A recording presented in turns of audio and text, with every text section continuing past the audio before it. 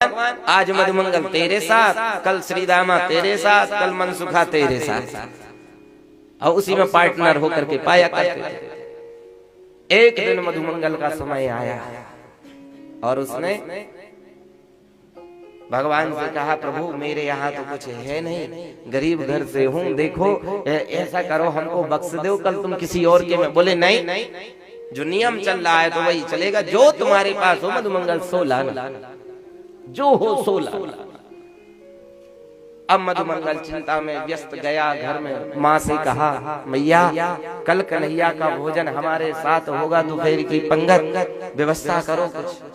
अब वो मैया कुछ तो था नहीं उस गोपी के यहाँ, 2 दिन की बासी कड़ी रखी हुई थी। कड़ी कितनी खट्टी हो जाती है, कड़ी 2 दिन से रखी, और डिब्बा में रख दी। लाला अपने पास तो यही है, ना तो गैया मैया है, ना माखन है, ना दूध है, ना दही। अब वो कड़ी लेकर के मधुमंगल जी जब पहुंचे दूसरे दिन, सुबह से शाम तक कृष्ण के पास, आज कृष्ण से दूर दूर हो रहे थे मधुमंगल की, शायद कुछ ऐसा व्यवहार करें तो कृष्ण मान जाए, लेकिन भगवान कहाँ मानने वाले।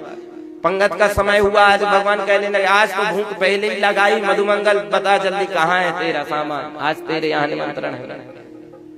तो चारों तरफ गोप ग्वाल बैठ गए, बीच में भगवान बैठ गए। मधुमंगल कहता, 1 सेकंड रुको, अभी आता हूँ। कृष्ण बोले, कहाँ जाओ?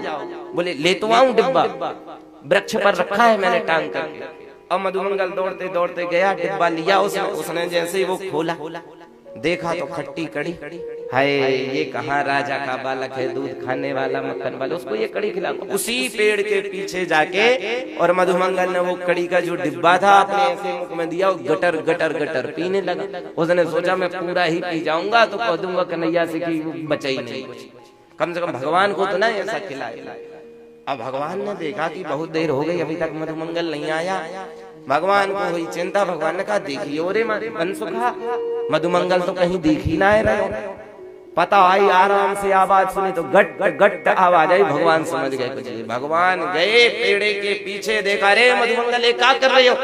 कहूं नहीं दूंगा तुमको, नहीं, ये कृष्ण तुम्हारे योग्य नहीं है। भगवान ने कहा, योग्य है नहीं है, ये तो मैं करूंगा। अब भगवान गए, उसका गला पकड़ लिए और उसके मुख में कड़ी भरी हुई थी पूरे ऐसे। अब भगवान ने कहा, डिब्बा देखा तो खाली, उसने एक ही बार में पूरी कड़ी मुख में रख ली। भगवान ने कहा, बड़ा बदमाश है रे, पर चिंता मत कर, खाऊंगा तो तेरी कड़ी है। भगवान ने उसके होठों से होठ लगाए, उसका गला दबाया और धीरे से दूसरे हाथ से ऐसे भगवान ने उसका मुंह दबाया, उसके मुख की अंदर की कड़ी भगवान के श्री मुख में चली गई। भोग लगा।